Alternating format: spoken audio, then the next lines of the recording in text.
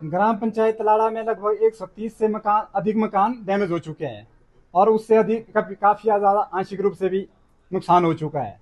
लेकिन हमारे को जहाँ एक तरफ से भारी बारिश के कारण कुछ नुकसान हुआ है, दूसरी तरफ एनएचपीसी की लापरवाही की वजह से 2023 से लेकर लगातार हम ये दस्त झेल रहे हैं।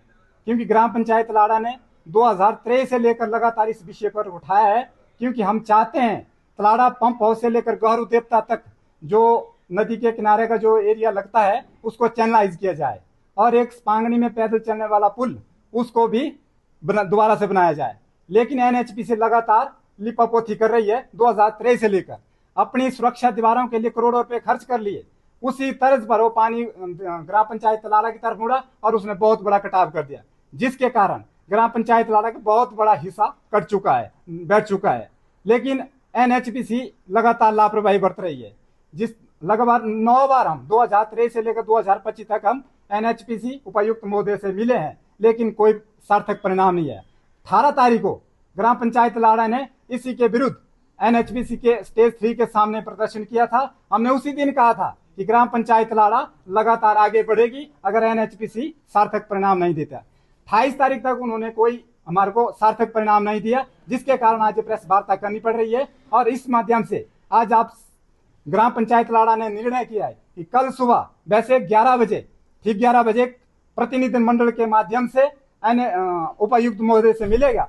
398 परिवार की तरफ से 398 एप्लीकेशन प्रार्थना पत्र उपायुक्त महोदय को सौंपा जाएगा, ताकि भविष्य में ऐसी लापरवाही ना हो और इस नदी को चैनलाइज भी किया जाए और जो पुल है उसको भी बनाया जाए। और जो एनएचपीसी अभी लापरवाही 23 से 25 तक लापरवाही है, उसकी वजह से जो मकान टूटे हैं उनका मुआवजा भी वही दिया जाए।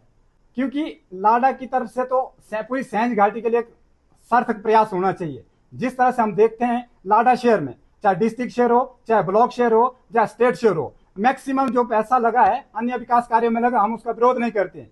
लेकिन जब जो सैंज घाटी सबसे ज्यादा लाडा शहर को जनरेट करती है, अगर उसी को नजरअंदाज वही अगर अपने अस्तित्व के लिए लड़ रही है आज, तो तब दुख तो तब होता है। क्योंकि उस माध्यम से सैंज घाटी वैसे तो पूरी नदी चैनलाइज होनी चाहिए, लेकिन हम अभी फिलहाल ग्राम पंचायत तलाड़ा की मांग कर रहे हैं। ग्राम पंचायत तलाड़ा का जो हिस्सा है उसको चैनलाइज किया जाए, क्योंकि ग्राम पंचायत तलाड़ा का लगभग 6.5 किलोमीटर का एरिया उस नदी के किनारे आता है।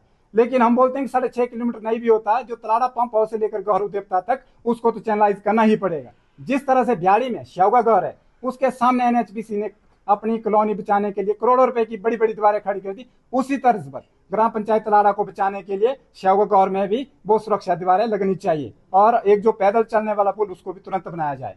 व्यवस्था तो लोग मैक्सिमम अभी तक तरपालों में है। चलो थोड़ी बहुत जो राहत सामग्रियां मैक्सिमम एनजीओ की तरफ से कुछ राहत सामग्रियां मिली है, लेकिन प्रशासन से अभी तक पूरी रिपोर्ट नहीं। रेवेन्यू बोलता है कि अभी तक पूरी रिपोर्ट तैयार नहीं हुई, लेकिन अभी तो जनता तो परेशान ही है, क्योंकि मैक्सिमम कोई तरपालों के नीचे है और या तो रिश्तेदारों के घर में है।